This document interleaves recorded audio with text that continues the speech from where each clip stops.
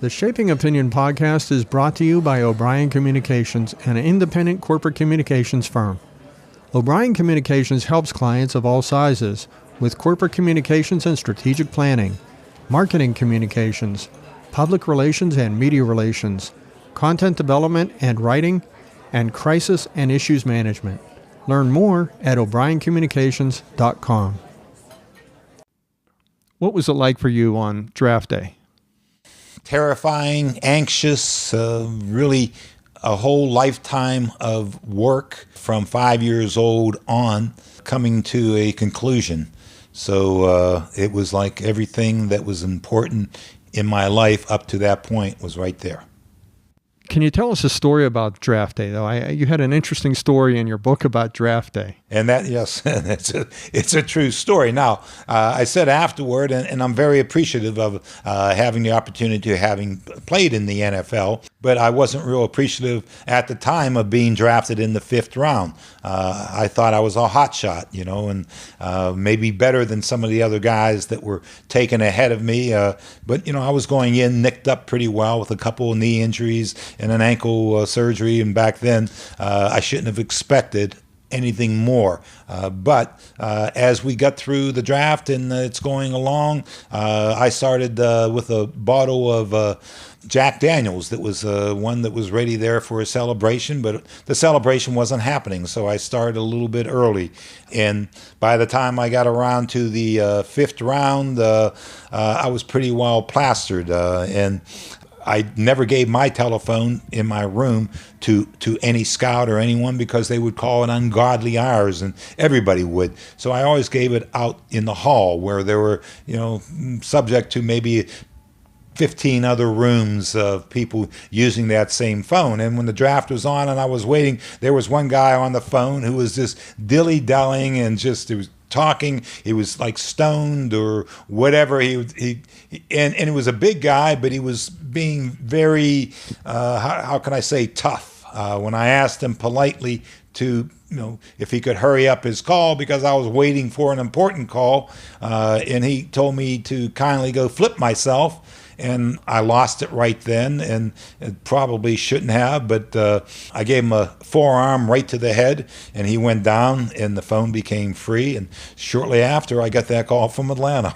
And what did it feel like once you answered the phone and it was Atlanta? It was just, no matter how long you wait or how much of an ego you think, or how much of an ego you have and how high you think you should go, when you get that call, it is just, it's there, it's over. I know I'm going in. I'll start all over and prove people wrong.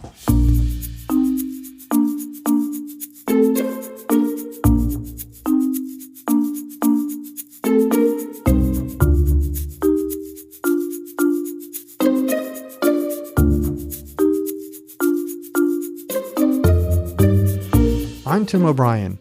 In this episode of the Shaping Opinion podcast, we're joined by Ralph Cindrich. He's a former college All-American, an NFL linebacker, and a lawyer who then earned a reputation as one of the NFL's most prominent player agents. The premise of our podcast is simple. We talk about people, events, and things that have shaped the way we think. Today we're going to talk with Ralph about a side of the NFL you never see, the negotiating table. Ralph Cindrich was an All-American linebacker at the University of Pittsburgh. He went on to play in the NFL for the New England Patriots, the Houston Oilers, and the Denver Broncos. When his career was cut short due to injuries, he went on to become an attorney, and then one of the most revered player agents in the league. He was ranked among the most powerful people in sports. USA Today even referred to Ralph as the undisputed free agent champ for his abilities to land lucrative deals for free agent players. Ralph is the author of a book, NFL Brawler, a player turned agent's 40 years in the bloody trenches of the National Football League. This is our conversation.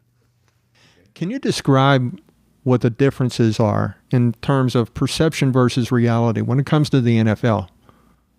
Boy, that's an interesting question that's never been asked of me before, and a little bit difficult to to put into perspective, because of having been around it so long as a worker, as someone who was part of the system and had to work, enjoyed it, and it was all fun. But being so involved in that way, it's difficult to look at it other than that path for me to be able to go on to do what really I wanted to do in life.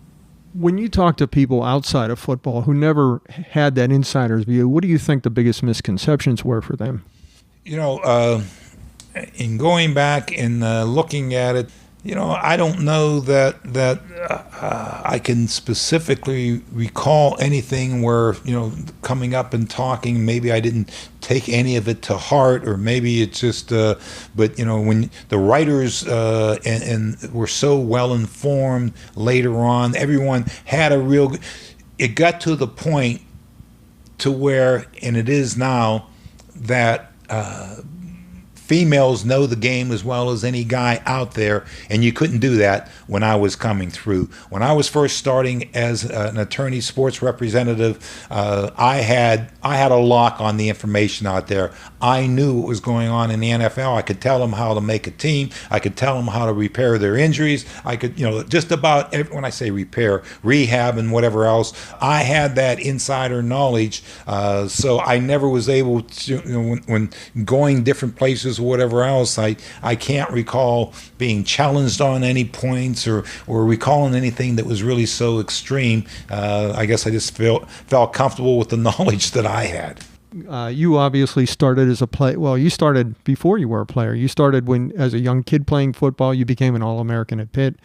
But then you played for a few years in the NFL. How would you describe your NFL career? I know it was plagued with injuries. Yes. And that was a big part of it. But how would you describe your 4 years in the NFL? Well, troubled, but fortunate, really, because I went in at that time. We didn't have the same medical excellence that we have now with operations and everything else. And so at that time, when you blew a knee, there were great ones like Dick Butkus and Gale Sayers. I was nowhere near that category, but their careers were done. So I was fortunate to be able to play those years, but I had those problems when I was playing. I mean, I'd have to get my knees drained after every game, and sometimes practices and whatever else. So the problems were with injuries were something I had to deal with in the NFL. And injuries are a very common thing, obviously. You mentioned in the book, and it's a pretty well-known statistic, that most NFL players only play 3 to 4 years maximum. Those ones we see longer than 4 years are the exception. Were injuries less or more of a factor when you started playing versus today, or is it pretty much the same today as it was then? Pretty much the same. I mean, if you're a top-notch guy coming out and you blow your knee and you have to have reconstructive surgery or whatever else, your career is in doubt. You got to be able to come back, and a lot depends upon your surgeon, your willingness to come back, your dedication, the ability to work through pain and get over all types of things. But the prize there is always bigger, and even from a perspective of all these years, I mean, I wouldn't change on that. I still believe that. Money's obviously a big issue. Even in your case, when you finally decided to stop playing pro football, it did have something to do with money, because the team you were playing for had another guy who was healthier than you, and it became a dollars and cents issue as much as what happens on the field issue. How do NFL teams look at injuries when it comes to keeping guys on a team, paying them, playing them? How do they factor injuries into all of that?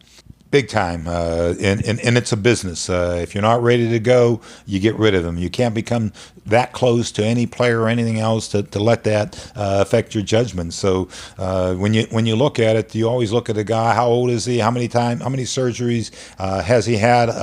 How serious were the surgeries? And those all factor into whether or not you're going to wait for him, re-sign him as a free agent, that type of thing. So you made a decision then, and I thought it was pretty interesting, especially for the time. And that is, you had an injury. It was possibly career-ending, and then you said it was career-ending because you had been already going to law school. And then you went back, and then you had a hamstring issue. What made you decide the law was your next? Chuck Noll used to call it our life's work. Yes. What made you decide the law was going to be your life's work? Well, my brother Bob was always a role model for me, as was my brother Ron, or is my brother Ron. So I modeled a lot of what I did all the way through. My brother Bob was one of the first guys from my high school to go to the state championships in wrestling. And my brother Ron was up there, one of the first to be in the All-Star game, Pennsylvania All-Star game. So I had both of those as role models, and both of them went on to college. And my brother Bob was is exceptionally bright, and went on to law school and said, I can't play this football for all my life. And so I had to take a shot at it. And I remember, to this day, when I got accepted from the old dean down in Houston and was able to go to law school, that I felt like I had a tremendous amount of freedom for once, that I had something that I could rely upon that wasn't football. And up until that point, it was always going to be football. That's all that I'd ever known. And yet, with the way my body was, I knew it wasn't going to last. So you started as a lawyer in Houston. Yes. Where you played for the Houston Oilers before this. Now, how did you make the transition from being a lawyer to becoming a sports agent? Interesting. Practicing law is a pretty tough life, and doing all that is different. You're in a whole different world from sports. And I missed it. I missed everything that was about it.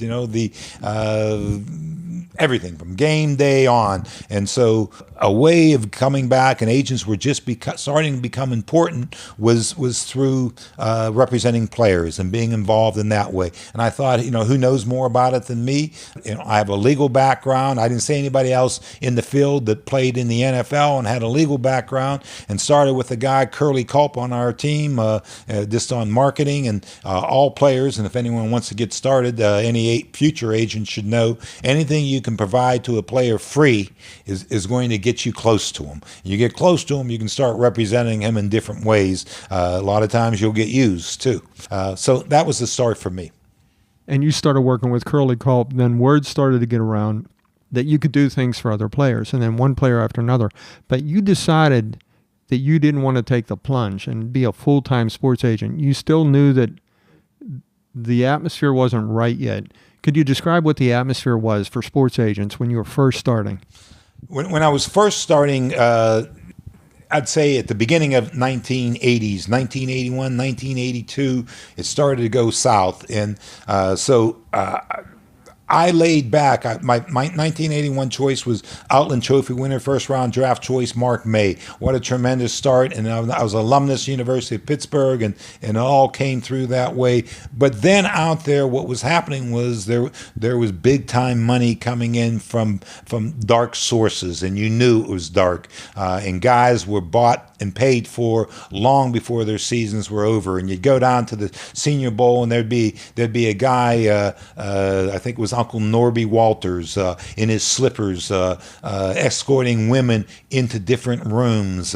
These guys were tied up with the mob, and they were later prosecuted. And I took them on in a way, and I was threatened here in Pittsburgh by them, and they said they were going to do me in. And I immediately called Jerry Johnson, the U.S. attorney for the Western District. But I also wasn't afraid when I went to the bowl games or whatever else. I felt confident there. I mean, I knew I could have been set up, but I wasn't afraid of them. But when I saw what happened a little bit later on, some of the muscle tactics, and then, of course, Lloyd Bloom, it was Norby Walters and Lloyd Bloom. Lloyd was found executed in Malibu, I believe it was.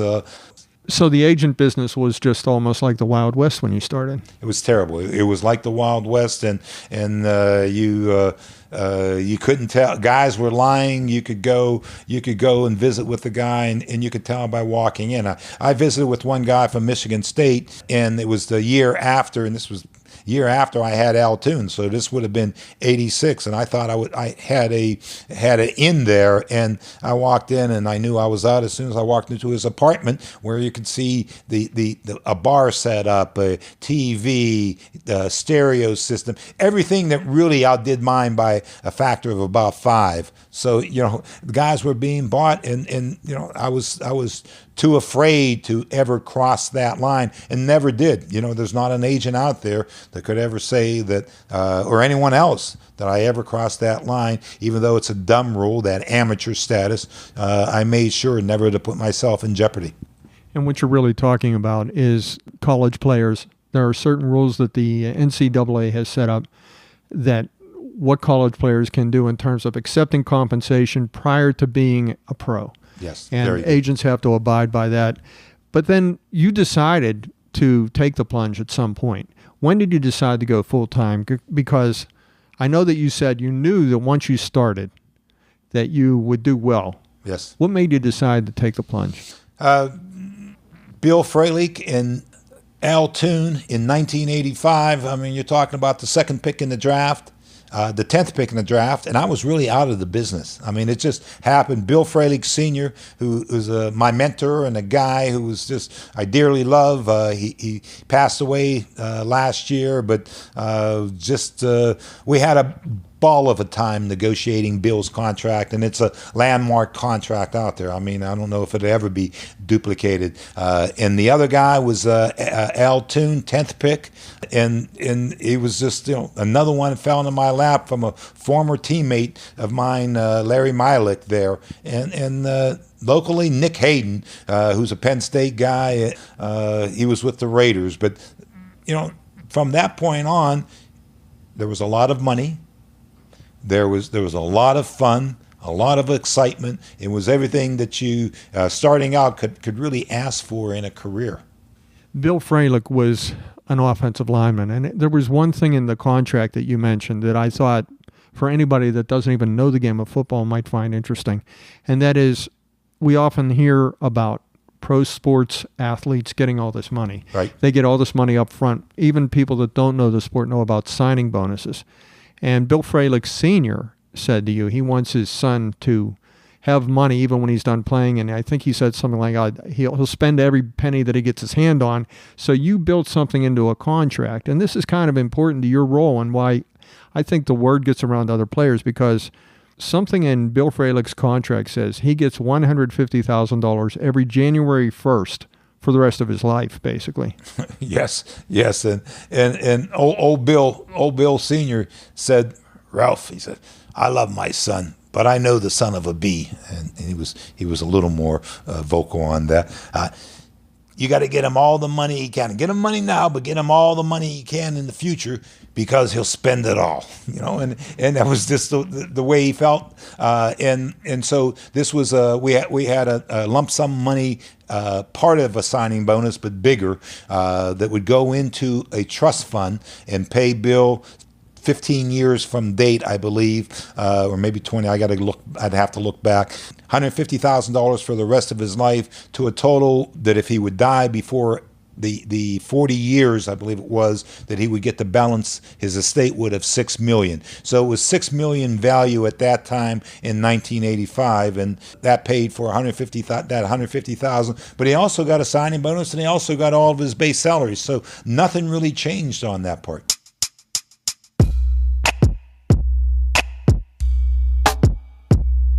And that's why I'm sure the Fralick family's still happy with Ralph Cindrich. Yeah, but we're close, yes. One of the things you did there that I think people would take note of is you often hear about the star players and their agents and their big holdouts and the big money that they make. But you represented the unsung heroes of the NFL, the offensive linemen, among others. But you represented these players who don't get mentioned, who don't get always the big contracts. And when I read that, I thought that was pretty interesting, because when you look around the NFL, there are more offensive linemen than there are quarterbacks, by far. So the market for you was a lot larger. So you could do more in a business sense, in a volume sense. But that probably wasn't how you decided to take on offensive linemen. How did you decide offensive lineman was going to be part of your specialty? Well, going in, the first guy that I represented, Glenn Hyde, was a teammate of mine, and he was an offensive lineman. But when I looked at it all and said, what do I know? Well, I know I know defense pretty damn well. I mean, I've studied it all, and I was with different teams, and in terms of offensive linemen, that's all I ever studied. From the time that I was in Little League to when I was playing in the pros, it was just studying offensive linemen, and I knew them better than themselves in that sense because they were bigger than me. I had to be smart enough to know who was good, who was bad, the reasons why, and I'd watch. That's all I would watch. So from my perspective, I don't care if the GM and most GMs would try to throw out agents who would talk about a player's ability or his grades or whatever else because they would have a know-it-all attitude. Well, quite frankly, they didn't pull that on me because they didn't have it. I was in the front rows studying those guys, and maybe they were scouting or whatever else, but it's a lot different when you're out on the field. You know for sure what's going on. You sit across the table from a negotiator for any one of these teams. What are they trying to achieve? Generally trying to sign their guy for as little amount of money as possible. I mean, now you have the others that are few that are maybe played or are close to the guys who have played and are able to see that you got to have a reasonable accommodation for it to really work out. I always tried to get more. I wasn't reasonable. I was the guy looking for whatever reasons. I'm not saying it's right, but I wanted more and generally got more. Now we get into some of the stories. One of your former teammates was Billy Johnson. Yes. They called him Billy White Shoes Johnson. Yes. To this day, when people watch an NFL game, they see end zone dances. That's a big part of it.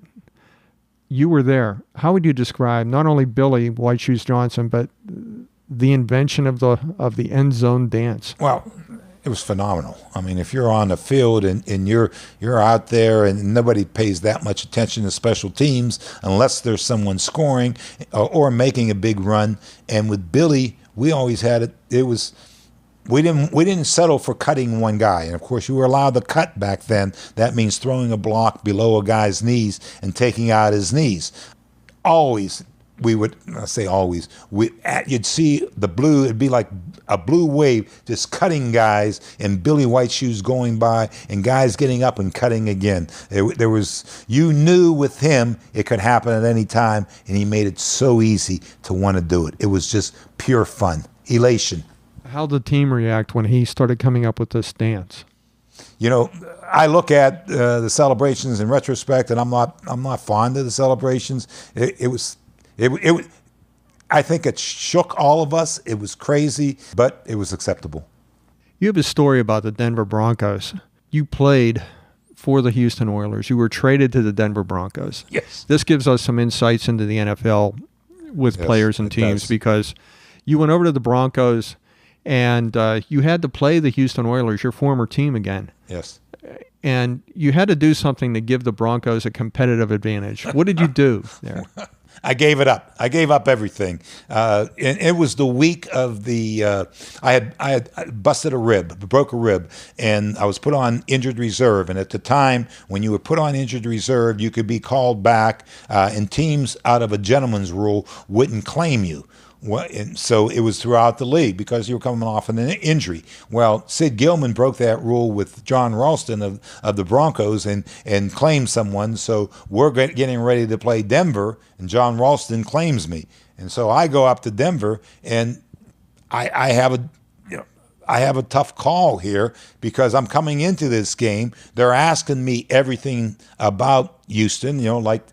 That's the reason why we picked you up when we did, and we're playing them. And what do you do? And I finally determined after a sleepless night or two that my duty was owed to the team that was paying me. That I had all my friends, and I loved a lot of the coaches and the guys that were over on the other side. But my duty was to the Broncos, and I gave it all up. And, I may not have been the biggest, strongest, fastest guy, but at that time, intellectually, I was up there for a football player. I knew everything. I knew when a guy would line up, where it would go. I could make every call. I knew where every player was supposed to be in every position, and as soon as they would line up, I'd be making the calls and be able to. And that we would check off of calls, and my coaches on the other side would be flipping me and doing whatever, not showing their appreciation for what was going on.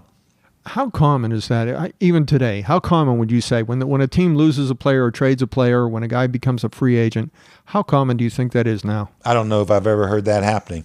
I really don't. And I got to be honest, give credit to the Broncos. It's not like it's not like Coach Ralston put me in that position.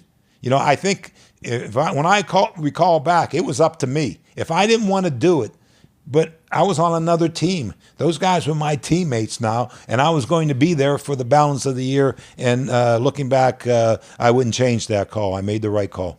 Well, you eventually went back to the Oilers before your career was over, and those people, some of them, I believe, are still some of your best friends. They are, my buddies. So what happened on the field stayed on the field. It certainly did. I actually ended up representing 3 or 4 of those guys that were, and I always had a rule not to represent coaches, and never did for profit, never did as a part of my practice. It's a conflict of interest. I don't believe you can effectively represent a coach and a player. Coaches are part of management. I don't think there's any question. Now we get into some of the other things that you mentioned in your book. Bill Polian was an NFL general manager, and you described him as your worthy adversary. Yes. And you had some heated meetings with him and heated phone calls. Yes. Can you describe your relationship with Bill Polian? Yeah. Very good. One of my buddies, one of the guys, we started with Glenn Hyde back in 1977, and he was up in Toronto in the CFL or one of the other teams, and we just continued on from there. But he's an Irish guy who would like to drink a little bit back then, and he certainly had that temper, and he would use that temper with everyone, including myself. And one time with one contract with Shane Conlon, I get a call from him, and it blew up where he spoke to me in a manner that I didn't appreciate, and I told him if he ever spoke to me that way again, that I would kick something on him that he'd in a big time way, and he got the message. But I couldn't sleep, and I set up the appointment to see him the next morning. Flew up there, went into his office rather, leaned over his desk, slammed the door in and out, but leaned over his desk and said, if you ever added an adjective or two, talk to me that way, I'll beat the living something out of you. And turned around and walked out. Slammed the door and went straight back to Pittsburgh, feeling pretty darn good. But that was my experience with Bill at that time. And then soon as it was over, and it's always over, we got together and we're drinking beer. And he said, hey, we've been friends for a long time. He said, let's never let happen what happened. And I said, Bill, I agree, boy. We shook hands, maybe hugged, after a few beers. Very next contract, we blow up again, both of us. It's just the way it is. And you stayed friends for a long time. All the way through. Is there a way that you compartmentalize that, where you keep it from spilling over into your personal relationships with people when you're in the heat of battle and negotiations? Yes, but it takes a man on the other side too. It takes one of those who doesn't play in small roles, who still is someone who is very much involved with the organization. Sometimes there are guys that hold these things forever, but for me, it was always a test. Is the guy on the other side, is he an honest guy? Does he lie? Does he cheat? And if he doesn't, you make up on that 100 times. If he's a liar and a cheater, you can still make up, but you never have that warmth or that same relationship. You can never get down, and much harder to make a deal with the guy who is not an honest guy. You represented Herschel Walker, and it was in a deal where you actually had met Herschel Walker. The person you were dealing with was Herschel Walker's owner, Jerry Jones. And Jerry Jones wanted to trade Herschel Walker to the Vikings, and the big issue was Herschel probably didn't want to go to Minnesota. So now how did you deal with this? You weren't dealing with Herschel Walker, your client, but you were dealing with his ownership. What was your role in this trade, and how did you navigate it? Well, I had to stay low on this one in many ways, but the owner was Jerry Jones, and he wanted to make it happen, and he had the money, and a lot of players were involved, and on the other side, Mike Lynn And really, there was no one on Dallas' side but Jerry. So it was only Jerry and I dealing. And this happened quickly, where I got this kind of a frantic call from the people with IMG that this trade was coming down. And IMG was your company? Yes, I apologize. International Management Group. It represented, it was one of the biggest companies in the world. I was president of the football division. And Herschel was one of their biggest clients. And he wanted out of there, and a lot of things had gone down before I got involved. That always makes it sticky for a new negotiator to come in. When I got involved, it was already determined he was going to leave. Where was it going to happen? So someone had to make a deal. With Jerry was talking with Mike Lynn, general manager of the Minnesota Vikings. Lynn very tight on the money, and this happened down at the owners' meeting that year, which would have put it in October, believe it or not, when the trade went on. And I recall because it was my son's birthday. But I get the urgent call, and I go down there, and we meet with Lynn. Mike Lynn, I say we, because I'm closer to Jerry at this time. Herschel doesn't really want to leave Dallas, but he wants a lot more money. Jerry is not hearing the money part of it. He's not doing that great there and wants to get rid of him. So it all came together where the money was the issue. We got to the point of going back and forth on the compensation, on the money part of it. Herschel wanted a lot, and we just got big dollars and tremendous incentives that would pay him money in Minnesota for his house, for his cars, for his family to fly first class back and forth from Dallas to Minnesota. It doesn't sound like much on big time dollars in the NFL, but that was never done. No one ever did that. And actually, another fellow with IMG is one who, when you got to the final end of it, we had everything there. He's the one that was Herschel's guy. He's the one that signed off with Herschel, and it was time just to shake hands and say goodbye.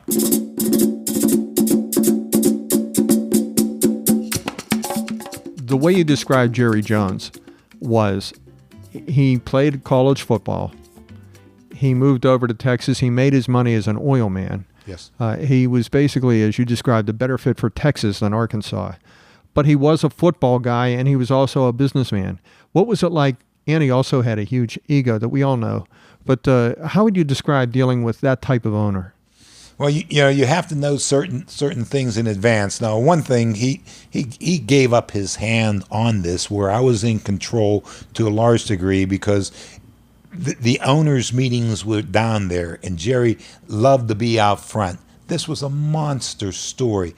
It was already circulated before I hit down there that this trade was going down, so that people were already left in embarrassing situations if it didn't go down. And there was a tremendous amount of leverage to that position.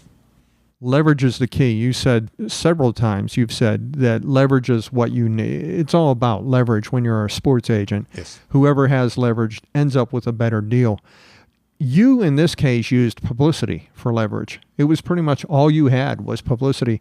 How would you describe the relationship between yourself and the media, and how they helped you in a certain number of deals?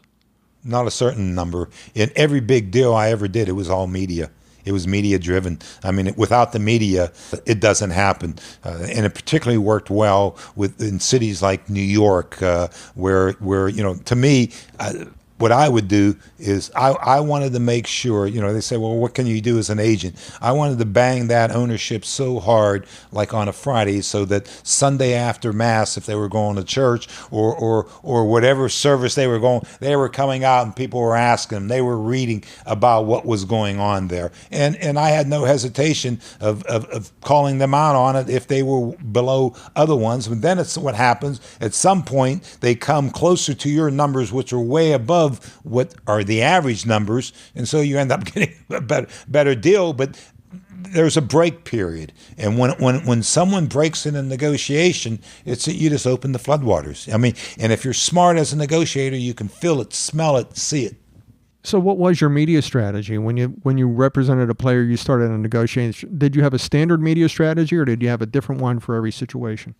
Always with the media that was with the team. I wanted to make sure. Now, if I wasn't real close with that media, generally I was. But if they were, I knew equally close. I'd have to play close to the vest. But I would also hit the big boys that were on the national scene. At the time, you would always have Gordon Forbes and Larry Weissman with USA Today. There were the AP writers. These guys were all honest reporters. And so if you ever lied to them, you ever misrepresented a single fact, they would never trust you. But if they knew, and I think with me, they generally did, that there's no way I would ever give any fact or any information that I didn't know would be a fact that they would go on, that they could, and many times they went strictly on my word, and, they could have been burnt badly.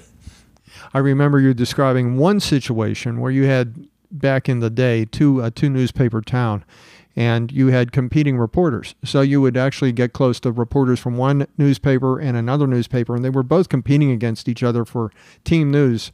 So you just fed them information as you went, and they each tried to one-up the other until finally the story itself blew up, and that helped you in your negotiation with one of your early clients. Tom Brazosa?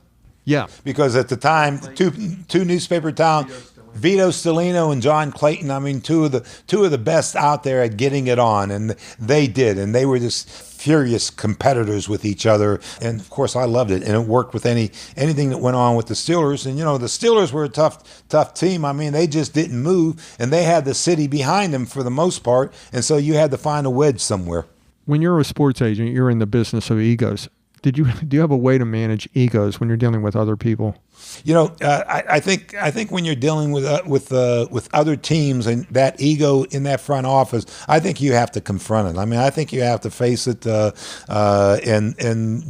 to me, it was one of those that I don't know how far you go, but if this goes on, I'll just kick your ass. It was one of those. It was just. That was always used by the clubs with all these other agents. I'll throw this agent. I threw him out and all the rest. Well, you want to try to throw me out? And so I'm not saying it was a very good feeling that I had in negotiating that guy across from me didn't know any more football than me, because that's been my life. And I went through things likely he never did. I can't recall too many guys that were former players that I negotiated. There were a few out that came later, but early on, I just can't recall many.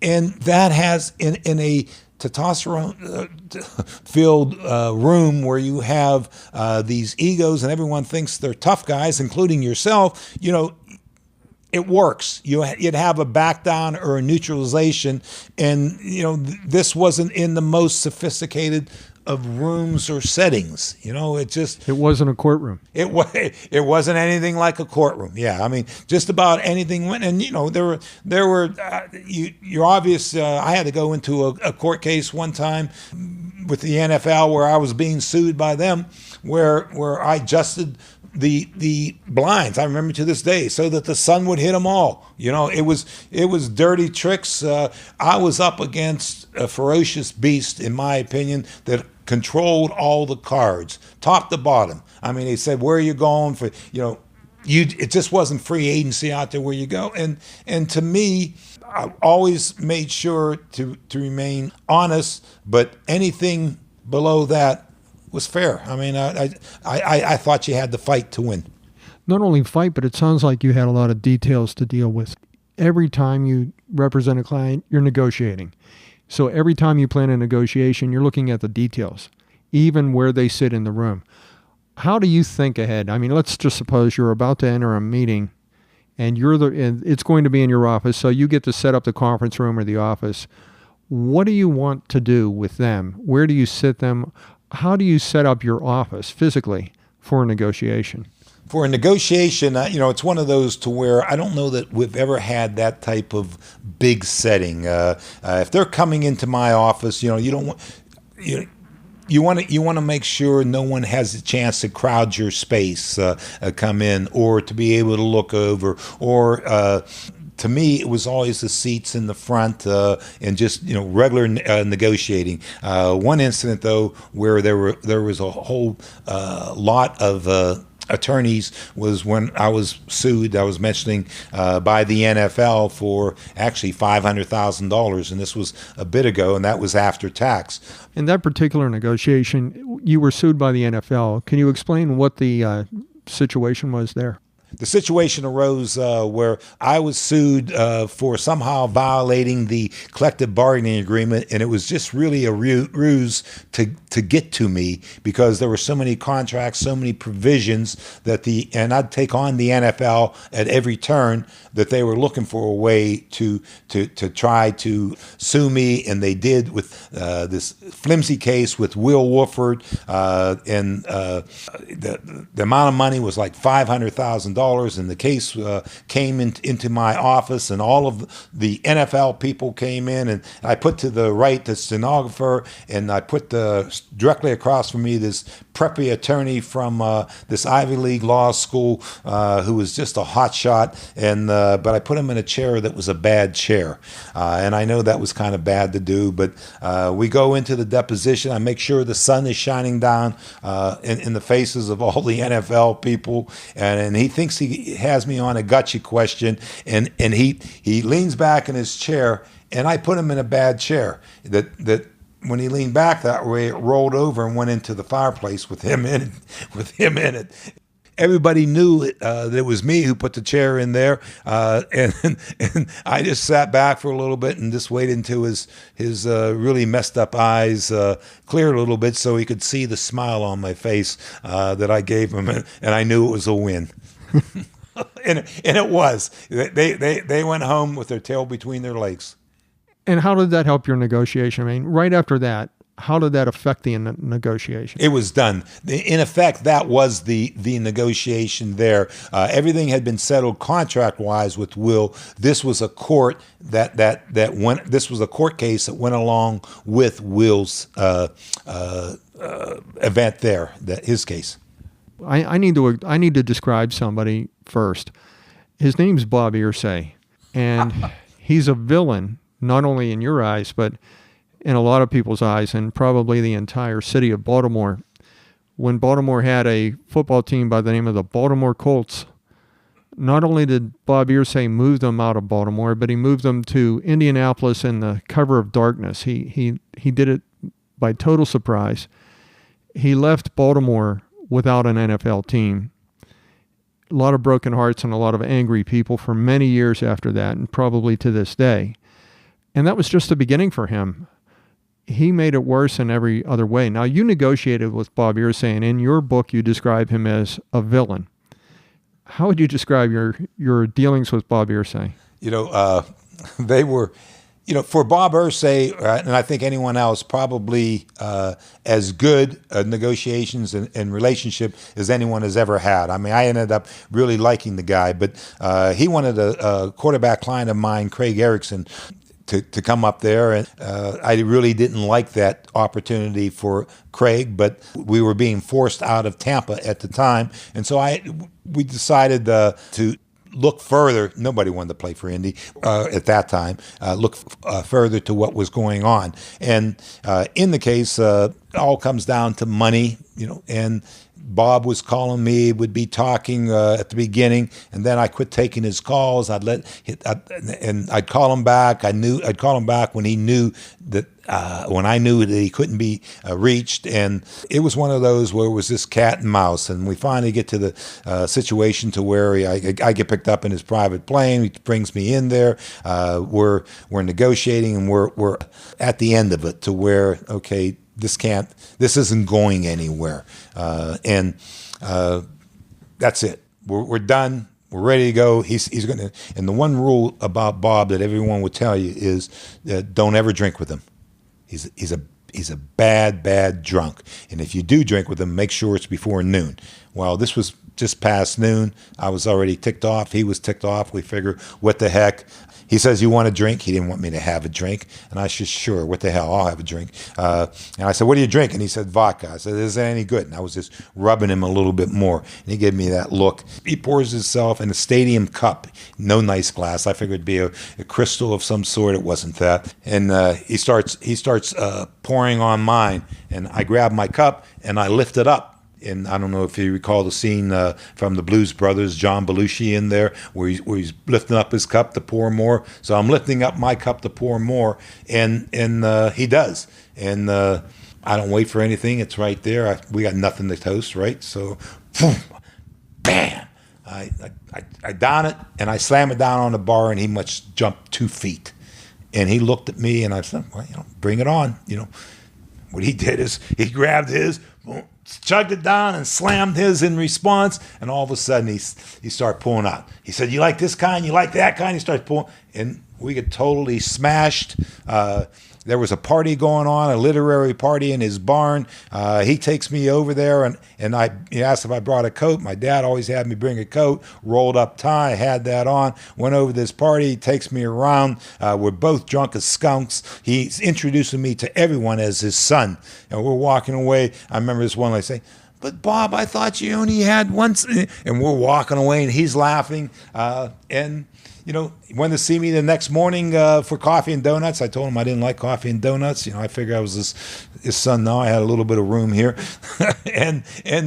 So he said, I'll have, bagels and whatever. And so we meet him next morning, literally get this deal done in less than an hour, maybe 45 minutes, and it has everything in there we want. And, it was one of those that I don't think anybody ever really drank with Bob with business, because he was so much of a contrary guy and would fight too easily. But in our case, it just came to where it hit a point, and we were both so whatever that it made sense to do a deal. Those are some of the good old days, I think, if you want to describe it that. But what about the atmosphere for negotiating with teams and representing players? Is this a good time for an agent? Being retired, I'm not in it all the time, but there's so little that you can negotiate on now. There's no chance of getting that Bill Frelick deal. It's just not a possibility out there. It'll never be a possibility. When you take away those opportunities, the things even that we had in Herschel's contract that made the deal, because you had to put enough in there for this guy and his family to want to move from beautiful place in Dallas to Minnesota. So that deal doesn't happen. And so you go down the list. No, I don't like the system. I think it's devised to try to get the agent out of the business. I think a part of that is the NFLPA, because they're protecting their own selves, along with the NFL and the NCAA. You take the agent out of the equation, you save yourself a ton of money, and and the players lose a ton. Suppose you were going to represent one final player, and he's a rookie coming out of college. What advice would you give him right now?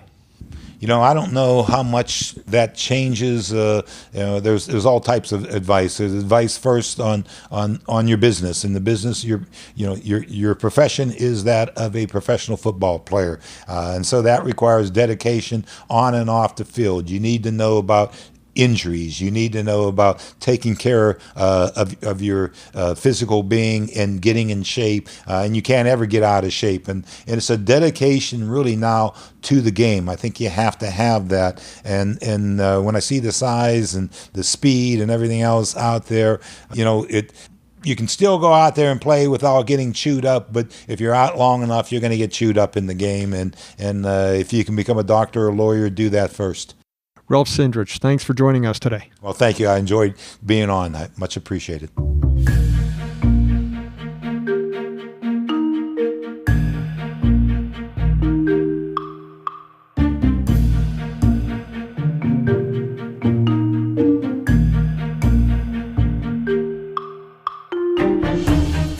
Make sure to check out our show notes for more information on everything that we talked about today.